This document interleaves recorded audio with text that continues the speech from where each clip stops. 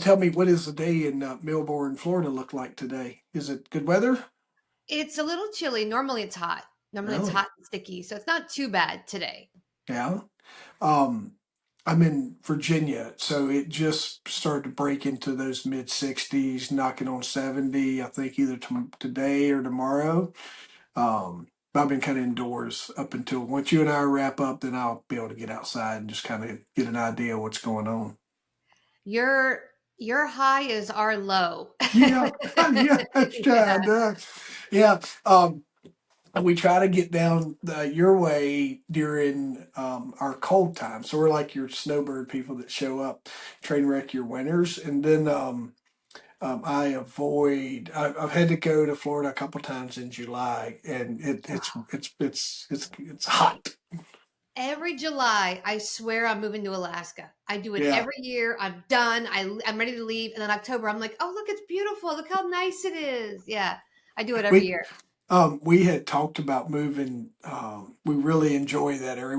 We love warm weather, and we had looked over at like George over on the coast around St. Simon's Island and Yeah. down Savannah Way type, so you get a little mixture.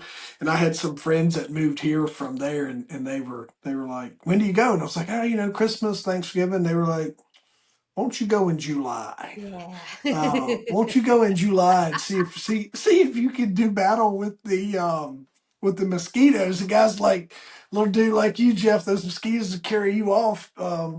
So. Yep. Um, I was reading about you, and I'm excited to learn more. And um, you have this amazing story. So let me tell everyone who I'm talking with. Cali, right? CALI. Yep. Dr. Cali Estes is no stranger to second chances. And in her notes, she's like, Jeff, there's probably three, if not more. When we were going through it, she faced homelessness twice, lost her husband, and started over with less than $300 in her bank account. Through grit and resilience, she turned her hardships into success, proving that no setback is too big to overcome. So, somewhere through all of that, you've also earned the title of doctor. Um, Well, and yeah. I mean, I'm looking at the thing on the wall and I'm like, it's not even it's not even centered. And these things to me, they're expensive pieces of art decoration. They yeah, mean nothing. Like nothing that I learned in a book was ever worth reality. Like you learn all this stuff, you come out and you're like, okay, first day on the job, ready to go, and nothing prepares you for life in this type of industry. So they just sit there and get dusted every once in a while. yeah. Tell what does a day look like for you? What's you were telling me earlier, like Jeff, I'm tired. I've been podcasting with this, but like, give me kind of a glimpse into what a day looks like for you. So I have a whole team, thankfully, at this point that goes out. So today was a little crazy. I woke up. We have a client that was in crisis, so I dealt with that. Then I had an actual client that I had to work with. Couple podcasts, lots of emails, lots of questions. Morning meeting with the staff. In the process of hiring, so I'm also doing interviews. So I'm kind of all over the place, but I like it that way. So I Yeah. might have a client, I might be podcasting, I might be writing a blog, it's kind of fun. And then I travel. I travel to clients. So I was in West Palm Beach last weekend. I was in Tampa the week before. I was in Miami the week before. I was in Denver about a month ago. I'm Wow. heading to Connecticut. So I like that it changes. It's not the same day to day, 9 to 5 most people have. What is your business? What are you doctoring of?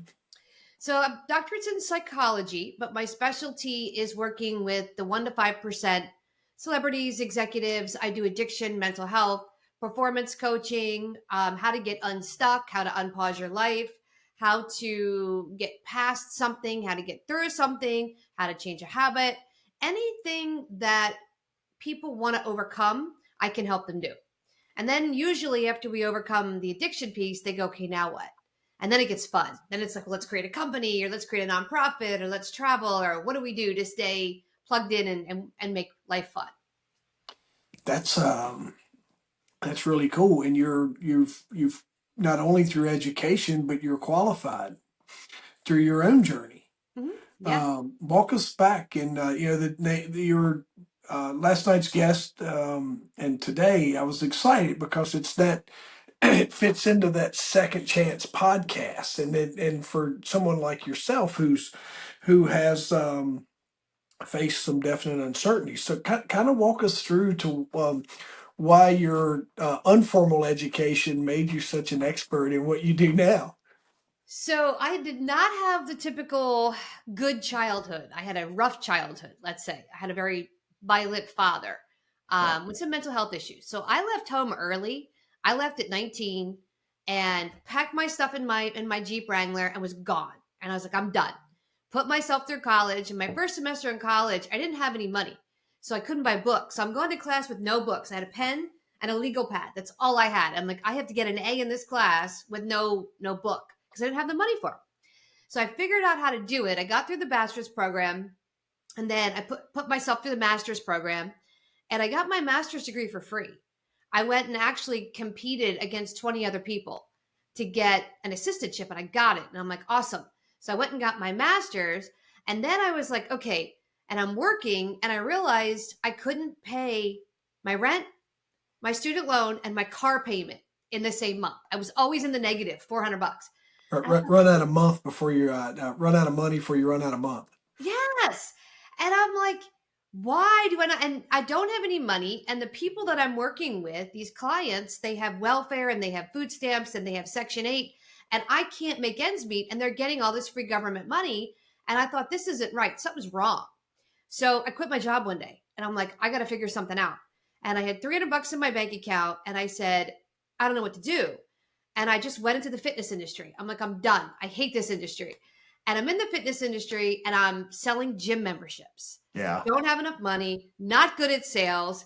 Now I'm homeless. Now I'm sleeping in my Ford Explorer going, how did I get here? What do I do? So a friend of mine is like, just travel to Texas with me. Let's start a company. I'm like, I don't even have gas money to get to Texas. He goes, we'll figure it out. So we get to Texas and they had first month's rent free on a 12-month lease. And I'm like, 30 days, I can do this. So 30 days. And I'm sitting there and I'm like, all I had was that big old computer desktop when it first came out, like when you hooked up to AOL. Yeah. And he goes, let's start a company. I'm like, what do you want to do? He's like, let's start a fitness company. No clue. All right. So we started an online fitness company with $300 in my bank account, zero in his, went gangbusters. What, all right, Doc, real quick. I want to explain to everyone because this is a bigger deal than what you're jumping over it. What year are you talking about here? 2003. The All right, internet, so Google was just coming out. yes, exactly. Everything was just coming out. We didn't know how to use it. We didn't even know what we were doing. You're just getting into regular high-speed DSL type internet to where you can stream what you're talking about. Majority of the folks that need your service is probably still on dial-up. So I like to tell people this. I'm not dating us by no means, but I like to tell folks like technology Yeah. that short a time ago is not what it is now. So the stuff we do now, no smartphone. Nope. You're talking about consumption of your product is going to be on in your living room on your computer screen. So just the looking back on that, what you accomplished to lift to lift that yourself It was was absolutely amazing. And then when you left home, what year are we talking about? 1993. I left home. Yeah, so we're not too far apart, right?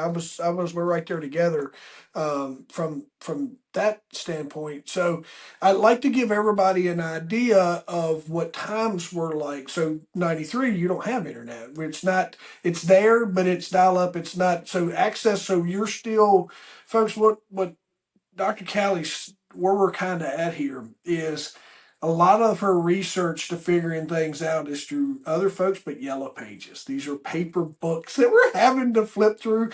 When she talks about I'm getting in my car and I'm traveling, she has an I had a atlas. paper map. She has a map and she's Yes. trying to figure out where she's going to go. So, you know, there's another chance. So you had to figure out just the technology. All right, I didn't mean to interrupt you, It's okay. but I like to tell people that because now we're such a consumption based. You hit a button, you can get your master's degree on your phone in a lot of ways. So but that wasn't the case when you're trying to figure this out. So there's a whole story inside of that. Yeah, when I was 19, I was looking for a job and it was the old newspaper. So the newspaper would come on Sunday and you'd Yeah. have the job list, and every Sunday I'd circle the jobs, and then you'd have a physical resume that you would walk into the front door with your cover letter and say, "Here's my resume and I hope they hire you." So I was doing all of that. So it was hard, it was hard work back then. And I was hopping from apartment to apartment. I couldn't pay the rent. $400 a month or $600 a month to somebody with no job is a lot of money, Yeah. and feed myself. And I had a dog. So there was a lot going on. And when I ended up sleeping in my car, I slept with my dog. I had a Malamute and we went everywhere together. So at one point we were sleeping in the Ford Explorer. At one point we were sleeping on the beach in LA. I mean, it was just like, this is what I got to do to get going. This is how I'm going to do it. And I did. And then we built this fitness company like gangbusters. I mean, I went from $300 in my bank account to 4 million in 3 years. And I was like, wow. And then, since you like timelines, the economic downturn hit Yeah. in 2008. Yeah. And we went from 17 in-house staff and a penthouse in Dallas, Texas. We had 5 offices across the country, apartments all over the country, cars everywhere. Literally in 2 months, completely broke.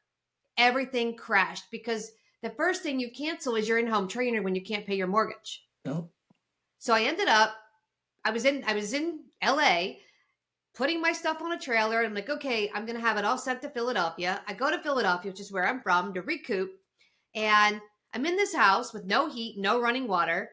All of my stuff burns up in a fire. So I had nothing. Literally the clothes on my back, my djembe drum, my dog, my crappy laptop, my little flip phone, because that's all I had back then. And my car was in repo status. And I'm like, I'm back here again.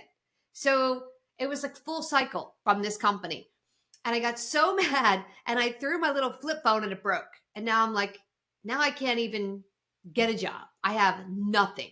So it was old school. I had to go to the library. I had to sit at the computer. I had to create my resume. I had to send it out. I had to hope I'd get a job. And these are days of like, you wake up and you don't have food money. So I went to Wawa and I got a coffee cup, and I'd walk in every morning with my coffee cup and refill it for 30 cents. And I'm trying to get 30 cents to get a coffee and a little sandwich. And that was my budget for food for the day. 1 sandwich, 1 cup of coffee. That's all I had until I got a job. And I got a job back in my industry. And I went from making $4 million to $45,000. Talk about humbling, bottom of the barrel with a master's degree, working on a PhD, sitting there on second shift going, how did I get here? Again. So I had to rebuild.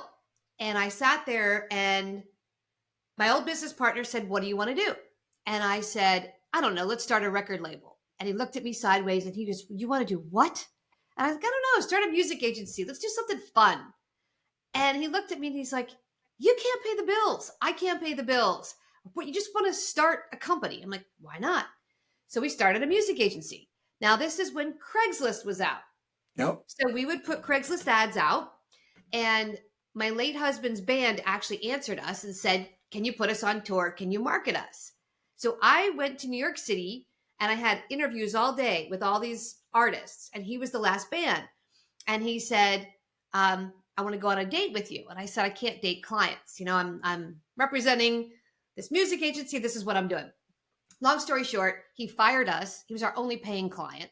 He fires us and then asked me on a date. And I'm like, you know what? Let's go. I got nothing to lose. I'm in a house with no running water. Nothing is going right. I've got no money to my name. Might as well go on a date. At this point, life's just a mess.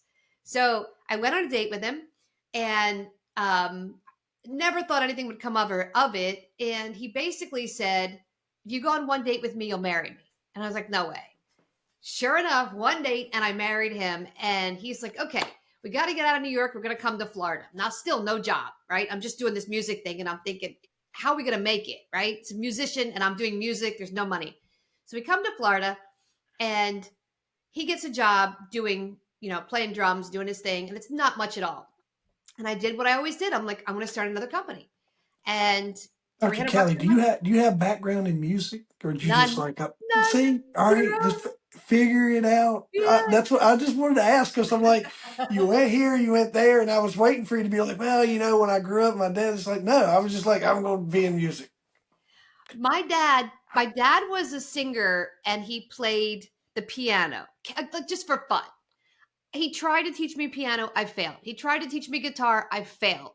So one day he's like, what do you want to learn? And I was banging on the table. So he sent me a snare drum, and I had one lesson, and the instructor fired me because I couldn't follow anything because my ADD was so bad. So I literally have no music training. I just thought it sounded like fun, way more fun than what I was doing at the time. So that's how I got into it. And That's then, too awesome. we're down here, and it's the same thing. And he's like, well, how are we going to make money? And I said, I'll go back into the addiction space. And I did, with 300 bucks in my bank account, and I put business cards out. Um, I got a call and I got my first client, and I just started rolling it from there. And then everything grew. And now we deal with the top 1 to 5% for sober on demand. And I have a training school to teach people what I do. And I just keep going. And I teach people how to do what I did with, limited funds. What do you think some of those, like in your, I got a couple things I was going to ask you. The, where does that drive to figure it out come from? It comes from having to do it since I was 8. Yeah. So my dad was busy. He's been married 4 times, busy finding his next family. So he wasn't there. And my mom, God bless her heart, just doesn't know how to parent. She's the parent who's like, oh, my kids are in the house. Oh, my kids are not in the house. Do I have kids? That's my mom. So it was like, if I wanted a sandwich, I had to make it. If I wanted to go to college, I had to figure it out. If I wanted to write a book, I had to learn how to do it. So everything I've done, I've had to learn. So it was one more thing. It's like, well, I can learn this. Why not? I don't know squat about business. I'm going to figure it out. 180 from a helicopter parent. Right? It's just Yeah. totally 180 degrees from. My kids are old enough to where they get to have some college conversations with some coaches, and one of the coaches was talking about one of the issues was too many helicopter parents. Kids don't know how to figure stuff out, and there was a huge disconnect. Your story is a 180 from all Yeah. of that, Oh, and yeah. then the other thing I was going to ask you, you got 300 bucks. Uh, new husband, drummer, all those things. You got $300. What is the first critical steps that you made, that you took to make this your where you are now? That $300. What was a couple of the first critical steps that you took? So the first thing I said to myself was, you don't have an option. In 2 weeks, rent is due. And back then rent was 1,600 bucks, which, now I think it's like $3,000 for the same condo. Yeah. But that 1,500 bucks had to come from somewhere. And if you're making $45,000, right, your pay with all the taxes is only $3,000. So half your pay is your rent. So my option was to find a job for 45 or create at least 45 a year. Yep. So I said, okay, put out a bunch of resumes. First thing I did, figured, let's see if I get a bite on my resume. In the meantime, I said, that's going to take time till you interview and go through the process, and people have to like you. And I'm not warm and fuzzy, so they have to like somebody who's a little edgy. I'm more rock and roll than I am princess. So I have all these things, and I'm like, and I'm in Florida, and I'm from the Northeast, and I have an attitude. So I'm up against all this stuff. So I thought, I'll put some business cards out there. And when I did it, I didn't think it wouldn't work. And 90% of what you do is mindset. Yeah. So a lot of people go, well, I'll put a business card out, but no one will call me. And I didn't do that. I put cards out and I said, I'm going to get a call. And my husband looked at me and he said, what if we don't? And I said, there's no option. We will. And he goes, how soon? I said, I will have a first client before that rent is due, and I will have rent. And he goes, you're dead set. Mm-hmm. He goes, how do you know? I said, I just know. I'm going to make it happen. And he said, you're crazy. I said, well, maybe, but let's see if I can do it. Right. And I did. The phone rang within 24 hours, and my first client was 2,500 bucks. And I walked in the door and I handed him $1,500 for rent. And I said, and I have 1,000 left over. And he just looked at me and he goes, really? I said, yeah. And he goes, I want to go on tour, a big tour with a national band. I said, okay, write it down. So he wrote it down. I want to go on tour. I said, write down how much you want to make. He did. Where you want to go. He did. How long you want to be gone. He did. I took the paper and I photocopied it and I put it all around the condo. We had a 700 square foot condo all around it. And I folded the paper up and I said, put this in your pocket and look at it every day. He looks at me sideways. I said, don't tell me it won't work. Give me 1 week. It'll work. And he's like, all right, you know what? I'll entertain you for 1 week. Okay. So he does it. Meanwhile, he had a press kit. I created his electronic press kit for him. So it's there. It's on, a website. And I'm on LinkedIn and I'm tooling around working on my addiction company. And this thing comes through that they're hiring for a drummer in LA for blues rock. And I just sent the EPK. Here it is, email, here's his phone number, sent it off and kept on moving. He calls me and he goes, I got the strangest call. I got a call from Eric Sardinas and Big Motors agent that there's an audition in LA for a drummer. He goes, but Hinder's drummer, Fuel's drummer, and Filter's drummer are all auditioning. And they're really famous. And I said, go, you'll get it. And he comes home and he's like, we don't have the money for me to go to LA. So I'm going through every credit card looking for points. I'm looking for anything I can find. And I found enough points. I'm like, listen, you're going to fly in the back of the plane. You can only fit a backpack. You won't be able to eat, but you can get there. So I sent him and he went and he did the audition. Now he only had 1 week to learn the music and he did. He's real good. So he went, he calls me on Sunday. He's like, I have no idea if I got it. He goes, there were some big people in this room, people that I went up against that I thought I'll never do this. He comes back 2 days later. He gets the phone call. He's like, I'm going on tour. They picked me. And I was like, no kidding. He goes, but wait. I wrote down on my paper, I want to go for 3 weeks. He goes, the tour is 3 weeks. Yep. And I wrote down on my paper that I want to make $300 a show. They're paying me $300 a show, plus lodging, plus food, plus open bar if I want it. And he just looked at me and he's like, oh my God, it works. And I said, yeah, what else you want to create? Of course, then he's like, well, now I want a Maserati. And I think, no. I want $600 per show. Can we rewrite this real quick? Nope, we're done. There you go. So he went off on the tour and he did it. And he was so excited. And he's like, this is amazing. And I said, this is how I've lived my whole life. I figure out what I want. I put the energy out there. I'm grateful for the process. And then it comes. And that's it. It's law of attraction 101. And I've had to learn it because I had no safety net. I had no parent to go, hey, I'm short on rent. Can you pay, help? No. Or, hey, my car's broke down. Can you help? No. Nothing. The uniqueness, Dr. Cali, is that, a lot of us teach mindset. You're born with this drive that a lot of us have to acquire.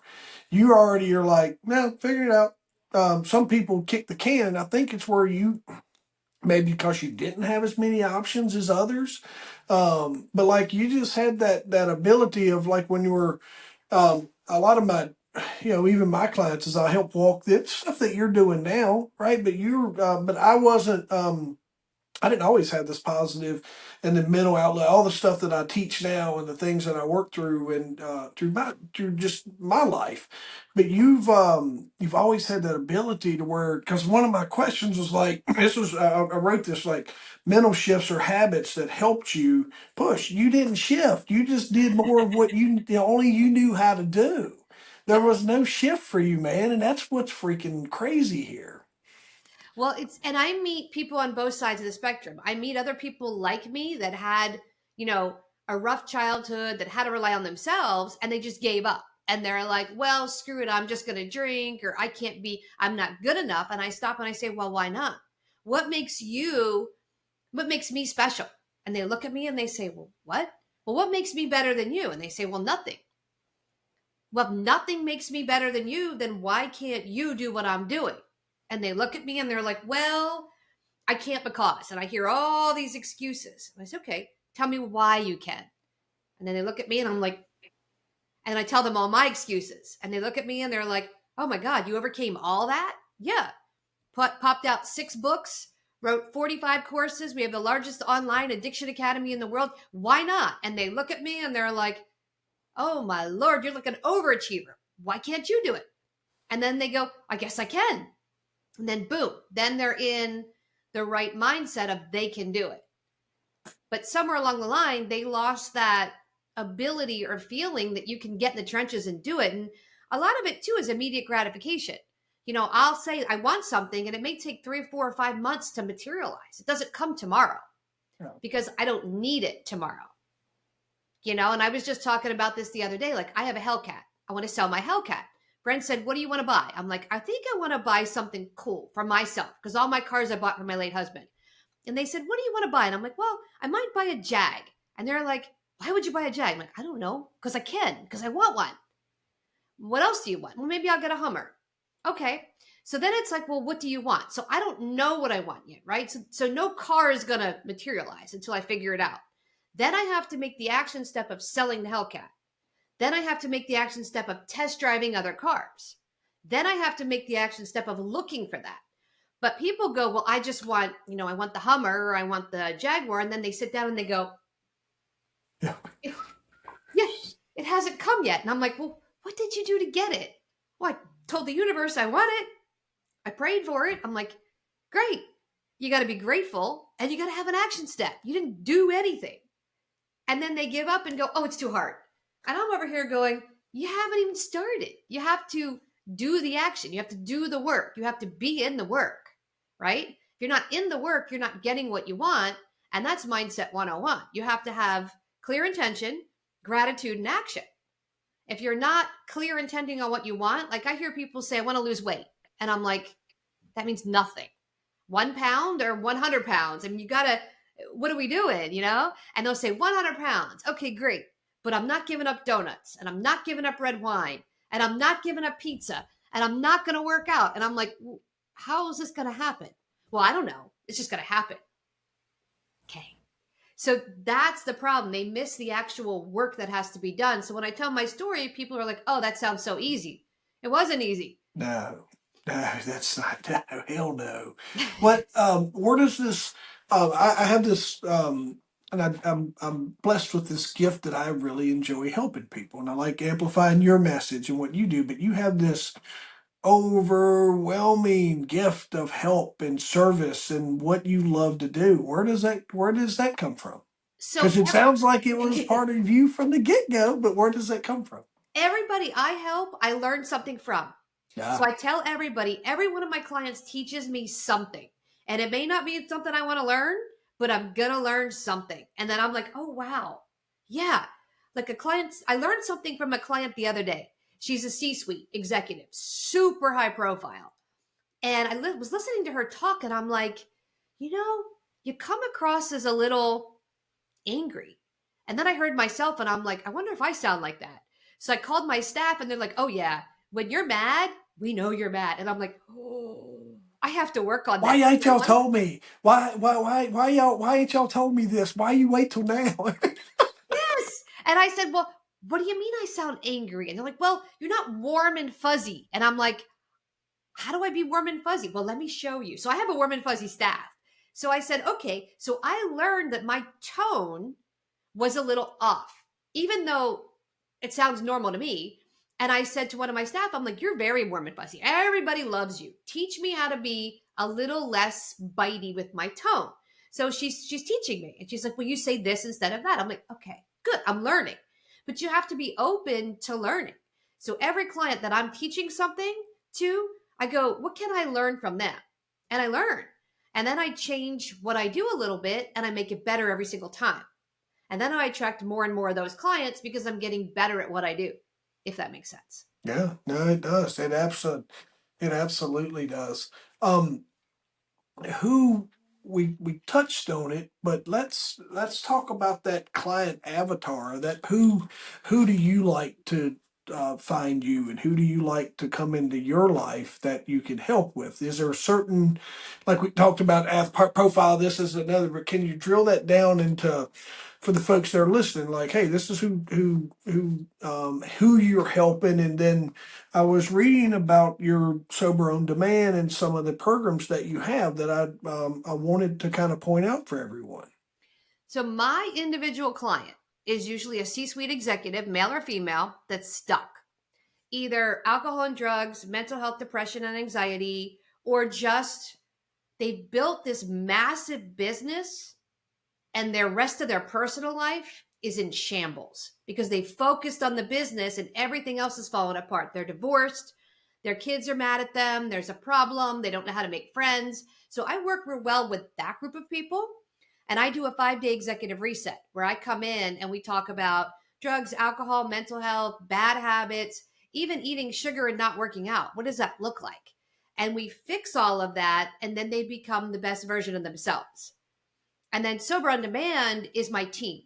So they come in, there's a nurse that's 24/7 for detox, a concierge doctor. They help them come off whatever drug or alcohol they're on. And then we have sober companions that can stay with them for a period of time. Go where they go. If they want to travel, and we do this everywhere. We do it in their home, their Airbnb, their yacht, their summer home, tour bus. We've done it on a plane, wherever they are. And we get them feeling good and well. And then I come in and do the heavy lifting. So I do trauma work with them, the anxiety, the depression. I have a whole supplement line that helps their brain function at a higher level. So it gets them feeling really good. And they say, okay, my dopamine is up. I don't need drugs or alcohol or Amazon Prime or whatever your Netflix or doomsday scrolling on TikTok, whatever that is, it stops because you feel good inside. And then you become more productive. That's really cool. I had a couple things, and if it's off topic, let me know. But I wanted to know. You mentioned the passing of your husband. Mm-hmm. Was that recent, and how long ago? January 2023. Yep. Oh, wow. So not that long ago. Just overcoming that yourself. What was his name? Timothy Estes. Timothy Estes. All right. So I always, yeah, he's absolutely part of the story and part of the journey that has really propelled you into where you are. So I think I just wanted to just acknowledge him, right? Of the role that he played. Is that your two books? Yes. So this is the book we did together when he Yep. got sober, and then he relapsed during COVID. And we were writing this one when he passed away. So this is all about what happened from this point, because this kind of ended on a cliffhanger and everybody said, well, what happened? So this is what happened. And then, because he was 29 days sober when he passed. Really? How did we get there? He ended up having a artery burst on his gallbladder. He almost died. Like 1% of the population survives. And he's had so many car crashes and so many overdoses. Like he had 9 lives. And then out of nowhere has a heart attack. So it's the whole story of like how we got there. And he wrote the chapters in this. They were in his email when he passed away. So I pulled them out and I'm like, I'm going to write that last book. Against everybody's wishes, I put it out. So that's the whole story.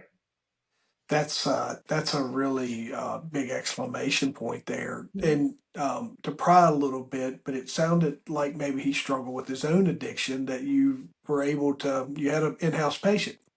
He was 10 years, heroin, fentanyl. Yeah. When I met him, he was in recovery. He was sober. His drug of choice was cocaine, and he was doing great. And then somebody gave him an oxy, and that turned into a Roxy, and that turned into, oh, look, there's heroin. And then it was like, oh, look, there's fentanyl. And then he learned how to microdose fentanyl at a huge level, and he was successful at it. But when you're doing that for so long, your body breaks down. And he started getting gallstones, and then he started getting sick, and then he fell and hurt his back, and then his teeth started falling out, and he wasn't able to pull himself out. And he had sober companions and coaches and therapy and everything you could think of. And eventually I was like, in 2019, I said to him, I got to file for divorce because you won't follow protocol. You're not getting better. And then COVID hit.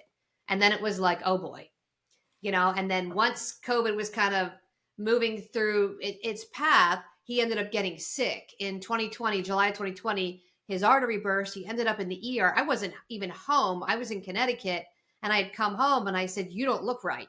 And he was pale, and his stomach was distended. No, no, no, no, fine, I'm fine. And he had fallen.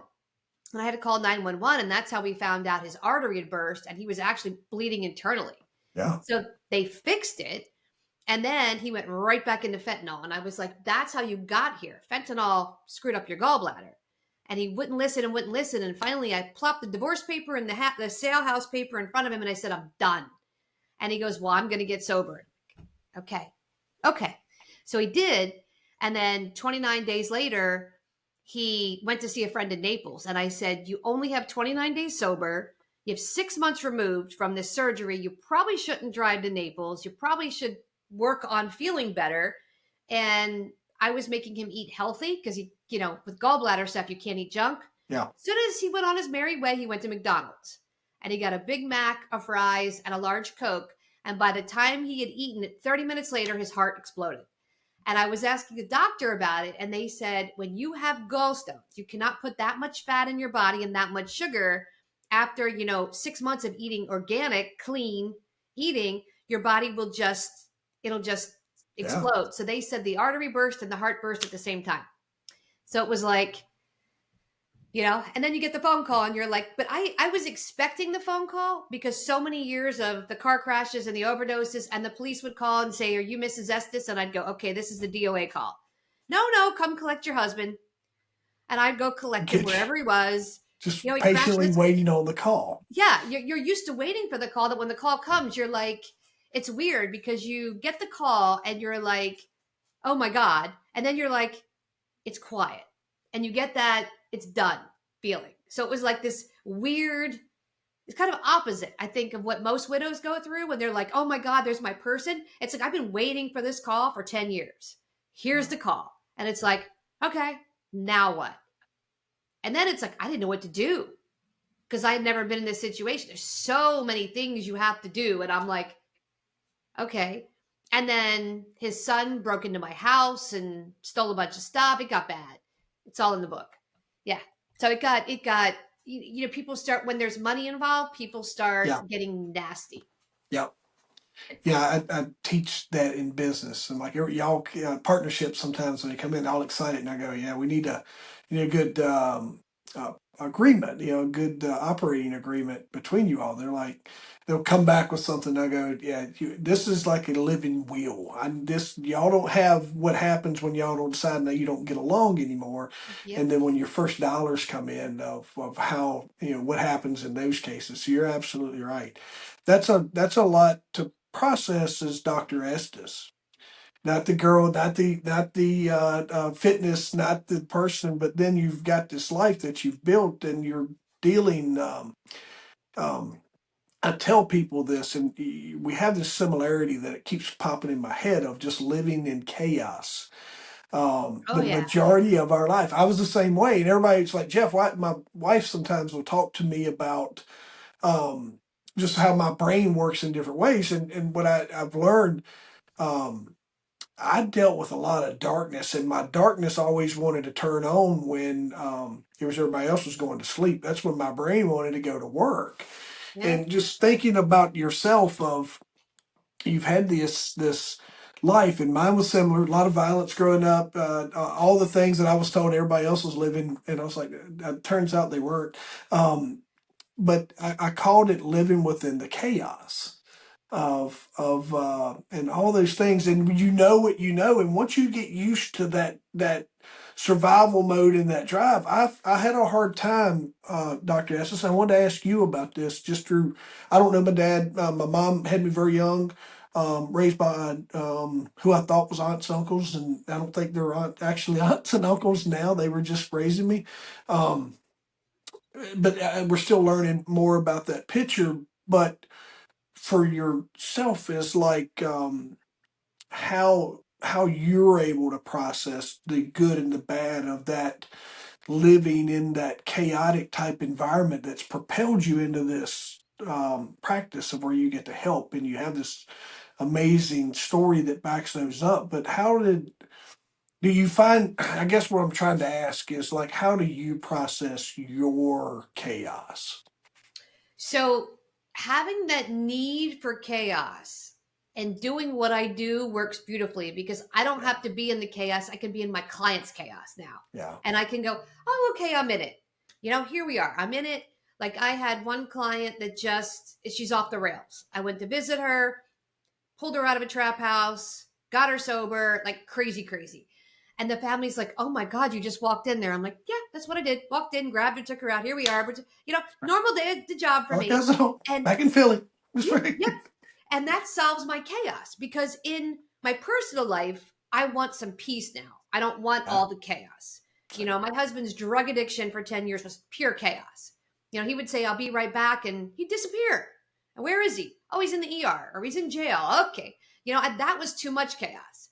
But it's just enough dealing with the clients that when I come home, I'm like, I want to relax. I have my dogs, take a nice hot bath, go to the gym, go to the chiropractor, do the normal things people do, you know, and just chill out. And I'm enjoying that. And now I've, channeled my new type of chaos into traveling. So let's travel. Let's book a flight. Let's do something fun. I called a good friend of mine and I said, what are you doing in May? She goes, I don't know. It's March. I'm like, I want to know what you're doing in mid-May. And she's like, apparently I'm doing something with you. I said, yes, we are. Here's where we're going. This is what we're doing. I need you on a plane. And she's just like, okay, fun. Let's go. So she's my like chaos travel partner. If I just call and say I want to go somewhere, she's in. So I've learned to find people like me, and then I have the other side of me. I have another friend who's like real grounding. And when I'm all over the place, I'll call her and she'll go, listen, too much chaos. Just bring it down a notch, have a little fun, but you don't need to be, on this level. So it's kind of a little chaos is good, but too much is no good. So you got to find the happy medium of it. I I ran right into EMS at a very young age, 15, 15 years old. So I tell this part of the story of like that when you get into EMS, like much like yourself, you're able to deal with everybody else's problems, and they overshadowed things that you need to process or whatever. And it got to a point in time when I had to stop and work on me and do a lot of those things. But I now, like you said, is knowing what that looks like for me and being able to process um, just in relationships and change and all the stuff that I have around me now. When people come in, I'm kind of they're like their worst day, and I'm like, it's not that bad. Come here, let's talk. Let me walk you through this. So it's easy to be a coach. So Yep. I can really see how that went. I want to ask you real quick. So let's speak as we wrap up. And I want to know how the folks can get in touch with you. But you got this person who's listening to us, who's in that rock bottom moment, and they've lost everything. What's that? What's that first step, or what's that first thing you would tell them to do to start taking action in their own comeback story? Call us. If I can't help you, I'll refer you to someone that can. So Yeah. if you don't have any money, there are free services available. If you have lots of money and you want the best of the best, that's available too. So there's always somebody out there to help you, but making that first call is the hardest part because once you make that call, the wheels are in motion. And now you're going to get a whole team that can help you with where you want to go. And how can they get in touch with you, Doctor? So we're at soberondemand.com or theaddictionsacademy.com. And if you Google Dr. Cali Estes on any social media, I will pop up everywhere. I have a whole team. So you can also call us. We're at 1-800-706-0318 if you want the number, and somebody's available to help. I tell I tell a lot of folks, even through my own journey, as I was starting to really realize somebody came to me one time. They said, Jeff, you ought to go talk to someone who can help you. And I'm like, who's going to understand what I've been through and the life that I've lived and all the things that I got to do in my journey. And I was always, so that's kind of why I'm passionate about what I do, is because I feel like I've walked in a certain path. You exceed that. You've not only have this, you're all out of school in this non-traditional education of experience that leans into all the things and problems and you've been there and you've done that and you've witnessed it all firsthand and through your own life, but you also have the education to back it up. So that just increases your authority in my world twofold, just because you're someone who you're not someone who grew up in this very natural environment that tries to go out and tell other people how to live. You're someone who's tasted, you Yeah. tasted the water in some of the worst situations. So you get to, I'll say this in some of the episodes. Not only are you breaking the curse and helping break that curse for other people, but you become the hope dealer. And Yeah. and you get to give people hope and through their journey. So I can't thank you enough for sharing. I think I probably scratched the surface in the time here of where you and I could go in our conversation. But I just want to thank you for what you do and for sharing your story and your work with us to try to help those folks that are looking for you, that are going to stumble on this podcast and find you like this. So Thank you for having me. It's been yeah, great. appreciate you being here today.